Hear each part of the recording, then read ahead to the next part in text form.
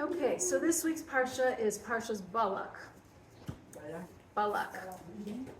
And in this week's Parsha, we actually have two opposites. We have someone hoping to curse the Jewish people, which is Balak. He's hoping so much to curse the Jewish people. He even hires somebody, Bilam, who was a great prophet from the non-Jews, to not a good prophet, but a very wicked prophet, but he had a high level of prophecy. In fact, God gave him a lot of prophecy, a high level of prophecy, so that the nations of the world shouldn't say, well, you had Moshe, of course you're just so good.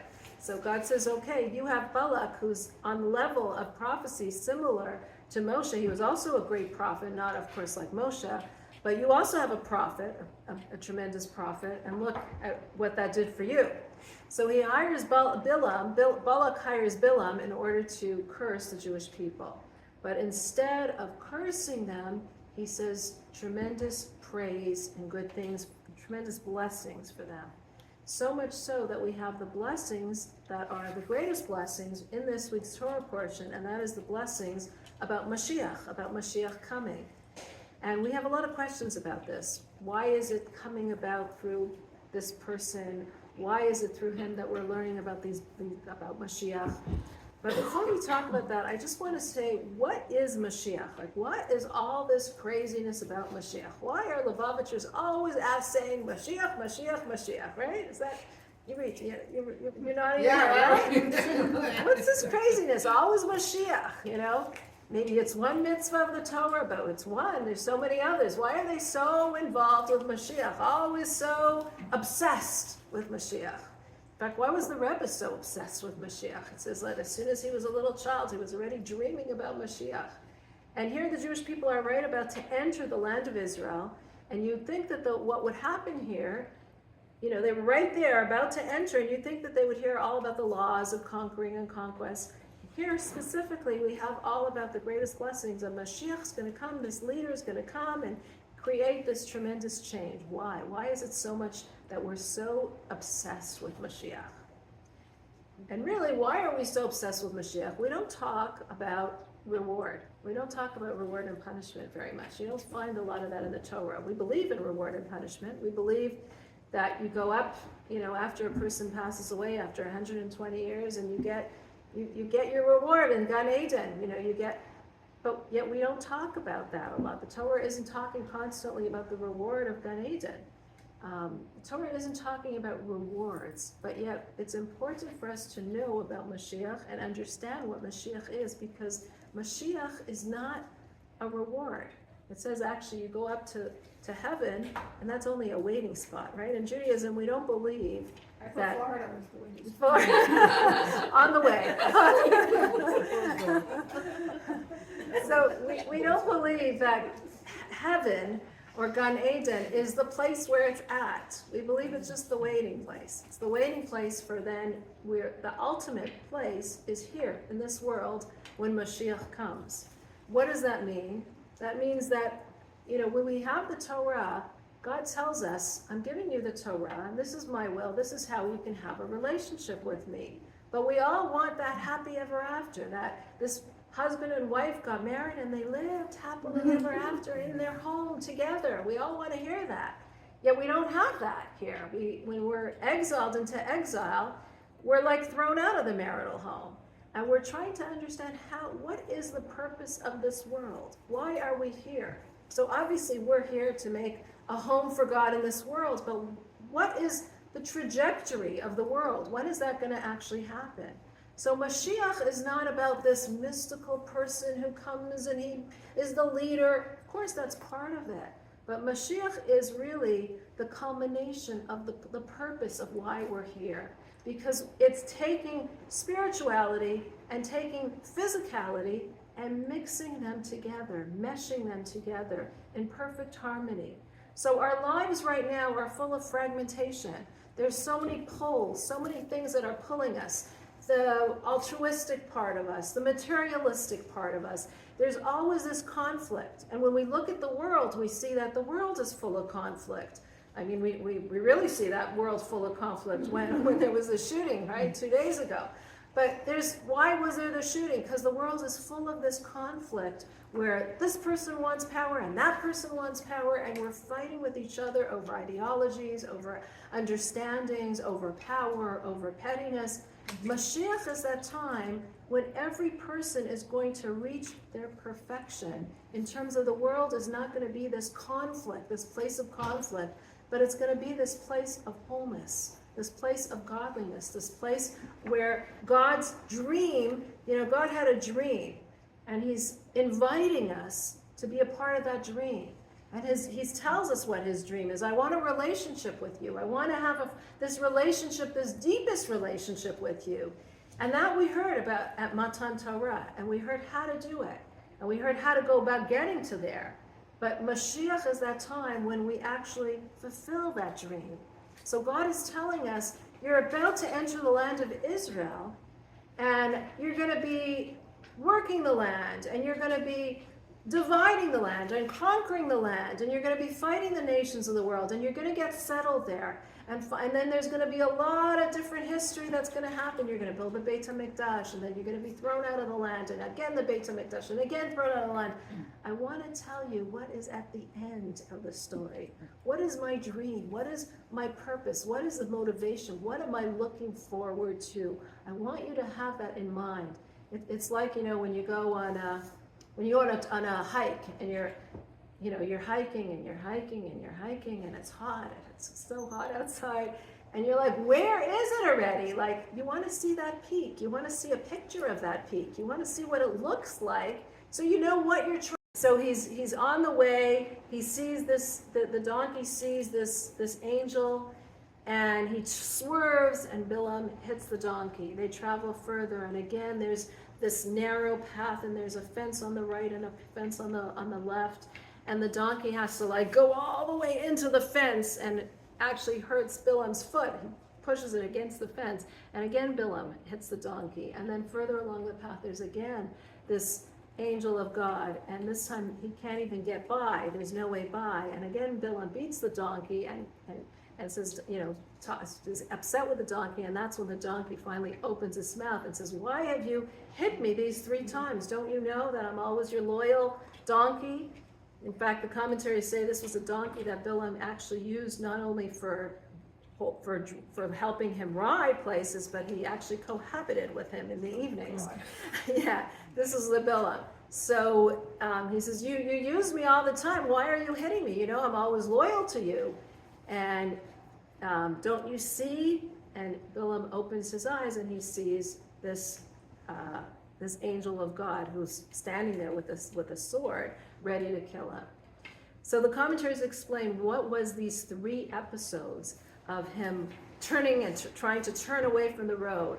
And it says the first time the first time that he had to turn, the message to him was that if you're trying to curse the children of Avraham, the only one that you can curse is Yishmael and the sons of Keturah. And so turned, and those are the ones. And the second time the message to him was, if you're trying to curse the children of Yitzchak, the only one that you can curse is Esav. And finally, the third time, when there was absolutely nowhere for him to turn, the angel says, you're trying to curse the children of Yaakov. There's no one that you can curse, because there is none of them that you can actually curse. The angel then allows him to continue going, but again he's warned, you can only say that which God allows you to say. And the question is, when he finally gets to where he's going, he finally gets to Balak, and then Balak takes him to one place, and then another place, and a third place. There's 3 different locations that he takes him from where he could look down and see the Jewish people encamped. And he's hoping that he'll look at the Jewish people and he'll see some kind of sins in them, and this will provoke him to say negativity. Or he'll go to some places where these were places where the Jewish people erred in some way, that they sinned in some way, and this will provide him the impetus and the opportunity to curse them. But at each of the 3 locations that he gets to, Bilam can only say the most beautiful praises and the most beautiful blessings about the Jewish people. And the question is, why is it that this week's Torah portion is called after Balak? Why is it that it's, first of all, it was Bilam who was the one that cursed. Why is it called after Balak? Moreover, why is it that the ideas about Mashiach, the greatest blessings that are going to come to us, the greatest things that are going to happen to the Jewish people, are being told to us through this person who hates the Jews and is totally against them, an enemy of the Jews? Why is it coming, and through such a lowlife, through such a person who's such an anti-Semite who hates the Jews so much? Anyone have any ideas? Why are the ideas about these beautiful, sublime ideas about Mashiach coming from such a horrible person who's such an anti-Semite, who hates the Jews? Because the nations, other nations can never say, I'm thinking, maybe we invented it. It actually came from somebody who's doesn't have any, correlation to it at all. And so we didn't invent it. It's obviously true if a non-Jew or an anti-Semite knows it. Interesting. I mean, they say that the blessings you can get is from your enemy. When an enemy blesses you, that's when you can really see that it's true. Because that's what they're saying is really true. That's a very good point. Anyone else have any ideas? So let's think back to Parshas Yisro. Parshas Yisro was the parsha where Matan Torah, the giving of the Torah, is in that week's Torah portion. The greatest revelation of God ever, right? Awesome, awe-inspiring, thunder, lightning, God saying, Anochi Hashem Elokecha, I am God your God. And what's that Torah portion called? Yisro. Yitro. Who's Yitro? Moshe's father. Moshe's father-in-law. What was Moshe's father-in-law's job? Huh? The priest. He's not Jewish. He's not Jewish. He was a priest. He was a priest. It says that he was the head priest. He was the head priest of all the idolatry. This was Yitro. So why is the Torah portion called after Yitro, Moshe's father-in-law, a non-Jew, who was a priest, who was the head of all these idolatrous clans? Because the whole point of the Torah was to show that even someone like that, even someone like Yitro, the Torah is coming down to this world, even someone like Yitro, the head priest of all the nations, is accepting it, is acknowledging it, is recognizing the truth of the Torah. That's when you see that the idea of the Torah has come into this world, that even someone so low. Similarly, we can say with Bilam, the whole idea of Mashiach is not to be like somewhere up there. It's to actually be here in this world, down in this world, to have that fusion of the physical and the material, of the good and the bad, everything coming to the good overcoming the bad. The transformation of our world is good. That's what Mashiach is. The whole world is going to be transformed. We are going to be transformed so that we are in touch with who we are, and the world is going to be transformed. So how does this express itself when Bilam, such a person like that, is coming and admitting to this revelation that this is what's going to happen? I see far away that this king is going to arise, and this king is going to become the Mashiach. He's going to conquer the remnants of Edom, which is Rome, which is today, which is what we're experiencing today, because America and all the nations of the world are an extension of Rome, of Christianity. He's going to conquer, meaning he's going to teach these nations what the idea of godliness, what God really is. So when Bilam, a person who is an arch enemy of the Jewish people, an anti-Semite, is acknowledging and recognizing this is God's dream, this is God's vision for the world, that is bringing the idea of Mashiach into this world, into the lowest elements of this world. And that's why it has to come about, not through Moshe. Of course Moshe is going to tell us about the righteous Mashiach, but through somebody like that, through someone so low, similarly to why it's called Yitro there, because Yitro is acknowledging, here Bilam himself is acknowledging not only the greatness of the Jewish people, and he says some tremendous, beautiful blessings that we're going to speak about, but when he's acknowledging this is the vision that God has for this world. This leader is going to come from the Jewish people. This Mashiach is going to come, and he's going to teach and conquer all of the nonsense of Edom, of this culture around us. That is the idea and the culmination of what Mashiach is. But he didn't really, because if he only was told what to say. He was told what to say. Right, so he himself might still not have believed it, so. Well, culmination, that's where I'm a little bit confused, God told him what to say, so, okay, he said it, but he might not have believed it, and maybe he still doesn't. Right. So when he said it, he saw it. He saw this vision, and that meant that he understood it.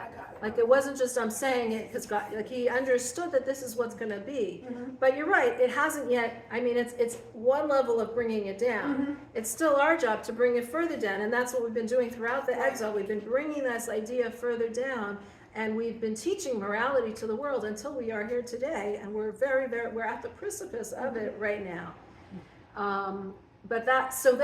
So now we understand why is it that Bilam is the one that says this.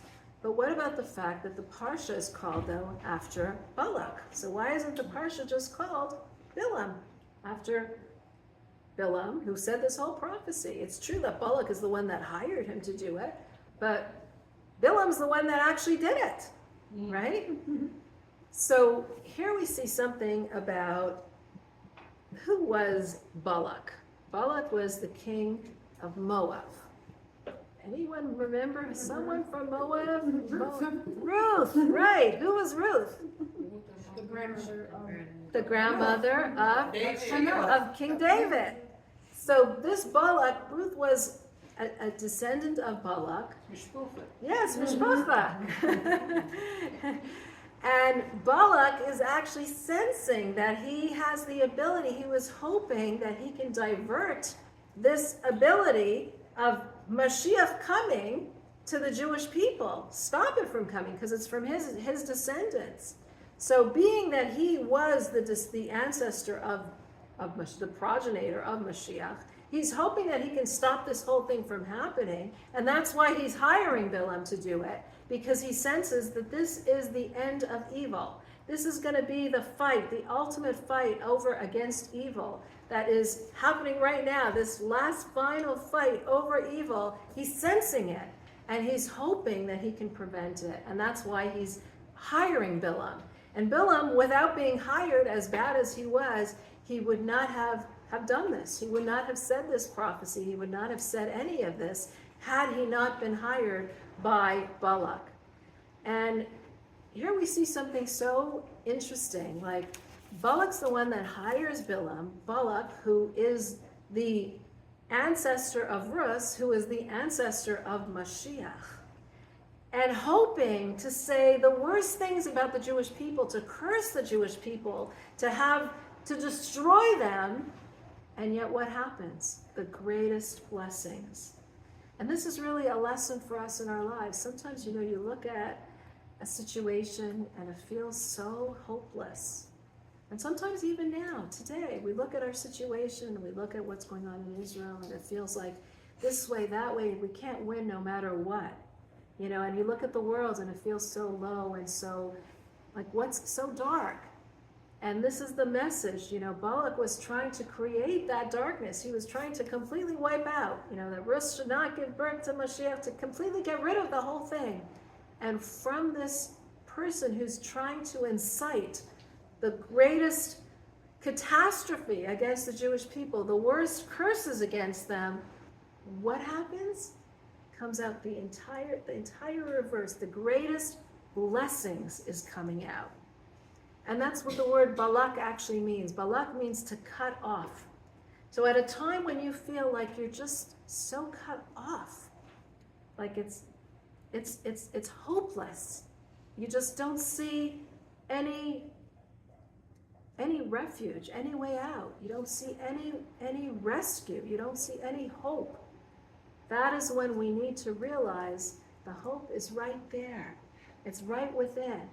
Don't feel cut off. You feel cut off from your source. You feel cut off from where we're supposed to be going and where we're supposed to be heading and cut off from your source. And God says that's not the time to feel cut off. Right within the curses is the greatest blessing. Within the difficulties that you're going through is the greatest blessings.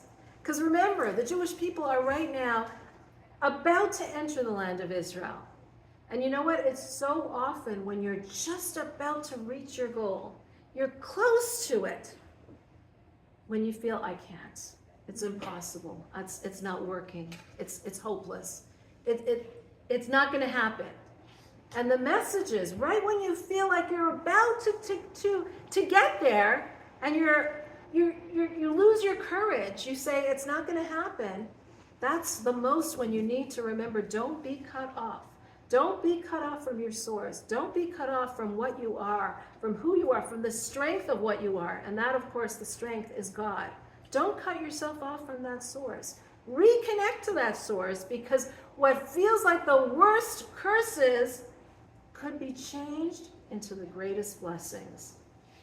And I think this is very much... I don't know. I think you're in a via. I had to hear this like emergency.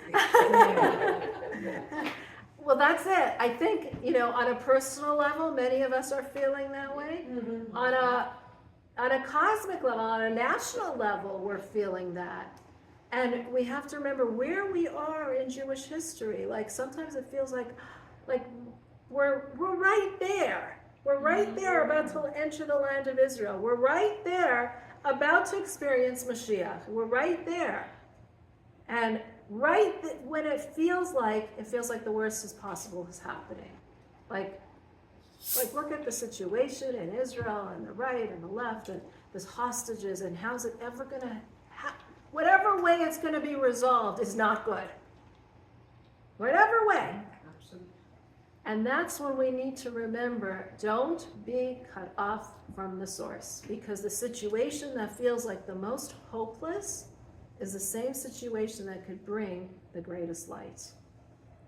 And I mean, we've seen a little glimmer of it when all those missiles from Iran, what was it, 2 months ago, came cascading on us, and everyone was like, afterwards it was like, oh, it was nothing. Like, oh, it was the Iron Dome. It was, no, there were real missiles that were really coming at us.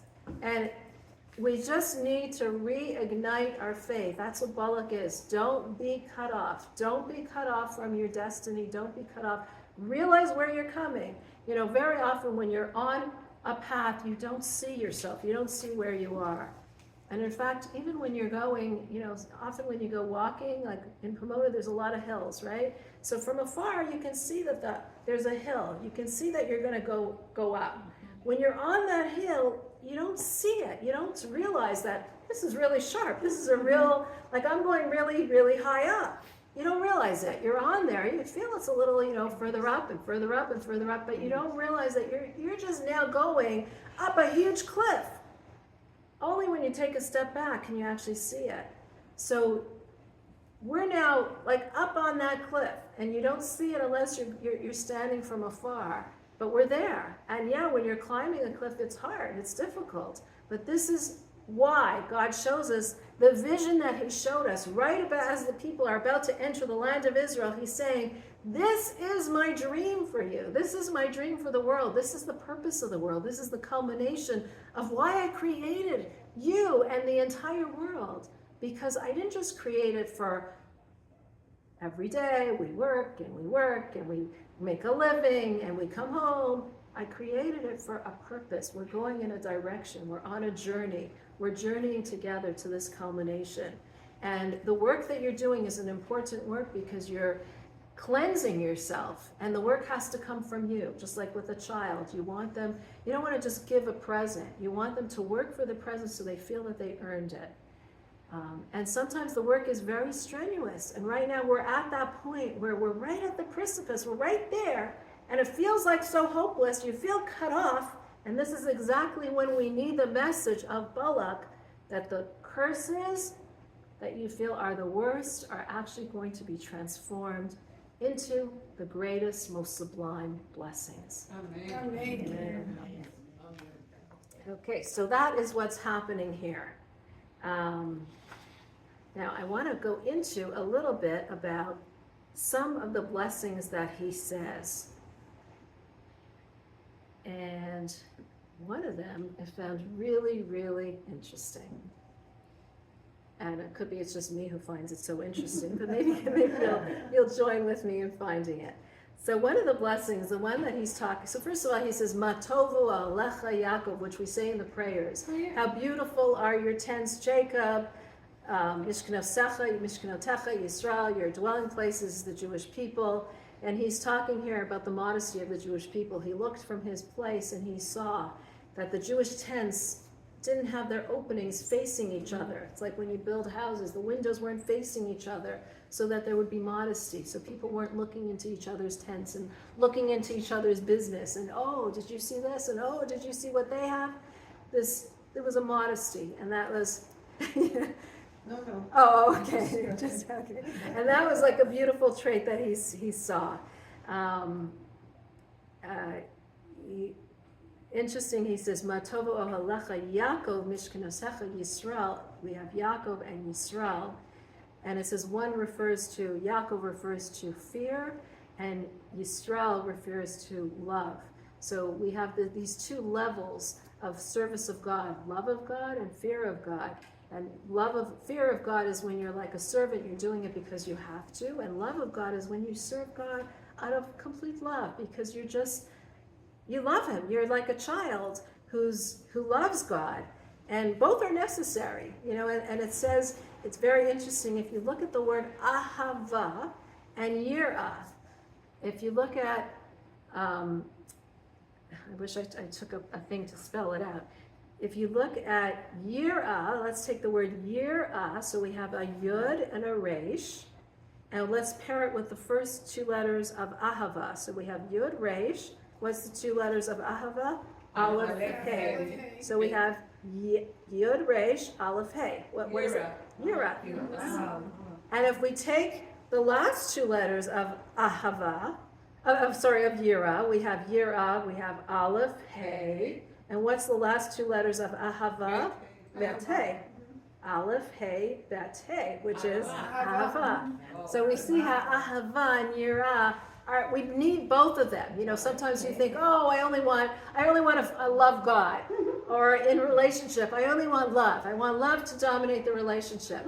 But when love dominates the relationship, then there's no boundaries. Yirah is the boundaries. Yirah is the distance, that I have a certain respect for the person, that I'm not taking over their space, taking over what they need. I'm allowing Ava is this enmeshment. We need both. We need the ahava and the yirah, the fear and the love. And it starts with that ahava, with that respect, with that distance, with that respecting another person's boundaries. And then we can get to the ahava, the love and that closeness, that attachment. But there's got to be that both, the balance of both of them. That was one interesting thing. But what I really wanted to share with you was it says, Vayered mi Yaakov, that there's going to be this king that comes from Yaakov, a leader that comes from Yaakov, and this is referring to Mashiach. Later on, long in the future, Vayered mi Yaakov, there'll be this Mashiach, this leader that will come out of Yaakov, Ve'ha'avid sarid me'ir, and he will destroy the remnants of the city of Edom. He'll destroy those that want to destroy the Jewish people, all the negative people who come and hate us. And Rashi on that pasuk, which is the foremost commentary of the Torah, says, what does it mean this leader is going to lead? It says, Vayered miyam ad yam. He will lead from sea to sea, uminahar, and from river ad afse aretz, until the ends of the earth. So he'll lead from sea to sea and from river till the ends of the earth. And it just made me think about the slogan that we are hearing so much, from the river to the sea, all. So here we're seeing that this leader Mashiach is going to come and he's going to lead. He's going to permeate reality from sea to sea and from river till the ends of the earth. And it just made me think, like, there's always, whenever we talk about holiness, there's the opposite of holiness, and it's almost like the opposite of holiness is trying to grab on to what Mashiach is supposed to do. This river and sea to sea, river to the ends of the earth. That slogan felt so too familiar to what it was saying. Huh? Like a sign. Like a sign, exactly. So, and on a deeper level, what does this mean that he's going to rule from sea to sea and from the river till the ends of the world? So again, when we talk about Mashiach, there's two different levels of Mashiach. There's the global Mashiach, and then there's the personal Mashiach. There's the personal redemption that we all need to have. And that personal redemption, living that redeemed reality, if all of us live that reality, we bring that whole cosmic reality. That doesn't mean that Mashiach is going to wait till all of us do that. He's going to help us get there, because if we're going to wait for that, forget it. But what does it mean on a personal level? What are we trying to rectify in our own self? So this idea of ruling from sea to sea, what are these seas? What are these two seas? So when we talk about the person, there's two parts of a person. There's what we know and how we act. There's our heads of what we think and what we know, and then there's what we act on, how we act. So first you need to know. You need to know between good and bad. You need to know what's right. In order to do something right, you need to know what is right. There's so much confusion in the world often that you don't even know, especially in today's times where everything is subjective. It's just such subjective realities. It's how I feel, not any subjective morality, objective morality. So first you need to know what is true, what is real. So, but once you know what is real, and that's what Mashiach does, he brings this clarity to the world so that there's this understanding of what is real, what is morality, what is godliness, what is right and wrong. Because in today's times, everything is mixed up. So you need to know and understand it, and then you can actually bring it to your actions. But sometimes you know something. I know what I should be doing. I know that I shouldn't. Well, I want you to all eat, so I won't say I know. I know I shouldn't have a piece of that cake at this hour of night, right? I know it, but it's not affecting my actions, right? I know I should be exercising every day or running every day like you, but I'm not going there. I'm not doing that every day. So we often know what we should be doing, but the knowledge stays exactly there in my head. And Mashiach is about bringing that knowledge into actual actions. So that's from sea to sea that Mashiach teaches us what is right, and then to bring that right into our actions. And then what does it mean then from the river till the ends of the earth? This means that sometimes we can be a river unto ourselves. We can know ourselves what to do. We know ourselves what to do, and we are doing it. But what about everybody else? Are we teaching others? Are we bringing that knowledge to others, or are we remaining our own little island? And that's what Minahar Ad Afsearis is, that Mashiach not only will know this and teach it to us, but he'll teach it to Ad Afsearis, to the entire ends of the earth, to everybody. And our job as well is to take that knowledge that we know and to educate others, not to force others, but to educate, to enlighten others with what we do know and how we are acting. So I thought that was an interesting thing. Now I want to talk about one last thing, and that is after these beautiful blessings, the Parsha does not end there.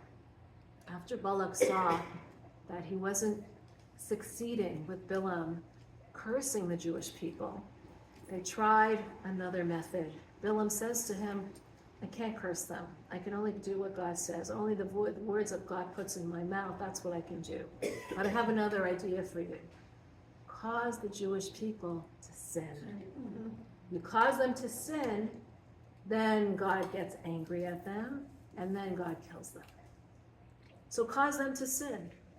So they came up with this plot, and the place that it was done was a place called Shittim, and Shittim is also from the word of shtus. Any of you heard? Shtus, what does shtus mean? Nonsense. It's silliness, a deviation. You're turning, you're involved with this nonsense, and the nonsense is pulling you away from reality of what you should be doing. And we're told that any time that we do a sin, it's a ruach shtus is coming into us. There's this nonsense thing that is coming into us and saying, you need this, do this, you want this, this is important for you. Whereas if we would take a step back and we would try to evaluate, we would see that we don't need it and it's not good for us, and this is taking us away, this is taking us on a deviation from where we should be. So what happened? The Jewish people, Balaam had a plan. He says to Balak, hire the woman of Midian. The Jewish people were buying linens and materials.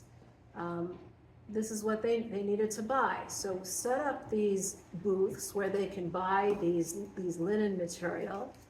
On the outside of the tent, have an old woman there monitoring the tent, saying to them, this is the material that I have, but inside there's much more beautiful material for a better price. So the Jewish men would enter into the tent, and there was no old woman. There was these beautiful women who were there, hired to seduce the Jewish men. And once they seduced them, they took out their idol and told them that they have to bow to the idol. And the Jews were seduced to it. They were. Many of them were, yes. Some of the leaders even, yes. God, we never learned. Yeah, why, right? That's why we have to wear long clothes all the time. And in fact, the idolatry that they were seduced to do, it was called Pa'or, which was a revolting idolatry, where you actually defecate in front of the idol. And, certain idolatry you can understand, how it came about. It came about because people thought mistakenly that different things have power. God is the ultimate being, but he gave his power to different forces of nature. So the sun had power, the wind had power, different forces of nature that God gave power to, and God is too high, so if you just serve this minister of God, then that will be good to you. That's how idolatry started. This idolatry, though, is impossible to even see how it is. Like you can't even see any power that God gave. We're talking about waste that has no purpose whatsoever. But let's remember again, though, that the Jewish people were in the desert, and what food did they have? What were they eating? Man. The man was such a perfect food that they had no waste. They didn't need to go to the bathroom. There was no waste. Everything got completely absorbed. It was a spiritual food.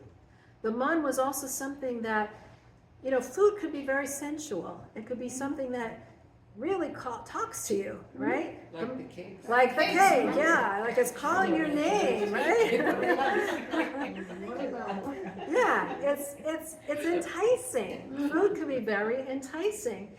The man was very healthy, but it wasn't enticing. It's kind of like kale. You eat kale. Not really healthy, but not enticing, right? Or celery sticks, right? Not really enticing. So, huh? I like that. You like that, okay. You're very healthy. So what the Jewish people at this moment felt was this ruach shtus entered into them, this not nonsense entered into them, and they felt like we're missing something. And really that's when sin happens. That's when we deviate. When we feel in our lives, I'm missing something. Something's missing. We all know about the men or the women that have their midlife crisis, right? What do they feel? Something's missing. I'm missing. Something's lacking from my life. That's an excuse. It's an Portia's excuse, missing. yes. It's the FOMO. It's the FOMO, exactly. When we feel like something's missing in our lives, that's when we sometimes do things that are completely nonsensical, that don't make sense. This ruach shtus can enter into us when we feel like I'm missing out. And I think this is a lesson for us, that when we feel like we're missing out on something, we need to fill ourselves, but we need to fill ourselves with something that's good.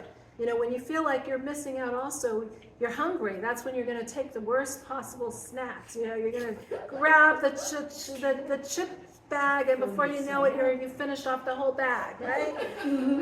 Or you're going to grab something that's the donut but let's fill ourselves with things that are nutritious, that are healthy, that are purposeful and spiritually healthy. Then you don't feel like you're missing out. When we raise our children as well, we shouldn't raise them in a way like they used to say in the previous generation, oh, it's so hard to be a Jew. You know, when we feel like it's hard, something's missing in our lives, it's difficult. Judaism has to be something that we feel is so filling, so happy, so we rejoice over doing it. When it's a happy religion, a fulfilling religion, a religion that you're not imposing restrictions all the time, but that you're celebrating who you are and what you are, you're celebrating the mitzvot, that's when it doesn't become this temptation of where this ruach shtus, this nonsense could enter you, and you deviate and you do the most nonsensical things possible. And just to end off, at the very end of the week's portion, it says, one of the heads of the tribe, Cosby from the tribe of Shimon, Zimri from the tribe of Shimon, he cohabited publicly with this woman, in his tent with this woman, Zimri, who was again one of these seductresses that was sent. And he says to Moshe, why can't I marry this woman? You married a Midianite, why can't I take her? And at that moment, because it was something that Moshe did, of course Moshe did it before Matan Torah, and she converted, and here Zimri is just trying to cohabit with this woman. At that moment, Pinchas stands up, he takes the plunge, and he kills Cosby and Zimri in the middle of the act. And the plague that had beleaguered the Jewish people, the plague had started because the Jewish people were involved in this immorality. The plague stops and they are saved. And from Pinchas you learn to stand up, to be the leader in a moment when there isn't another person to be that leader, to stand up and be that leader. But makom she'ein ish, when no one's being the man, get up and be the person. Or I say, when there's no makom she'ein ish, ishtadal lios isha, you should be the woman because the woman takes the lead. Right? When there isn't the man who's taking it, you take it. Stand up, take the role, be the leading, be the example, be the shining example. And he saves the day because the plague stops and the Jewish people are no longer killed.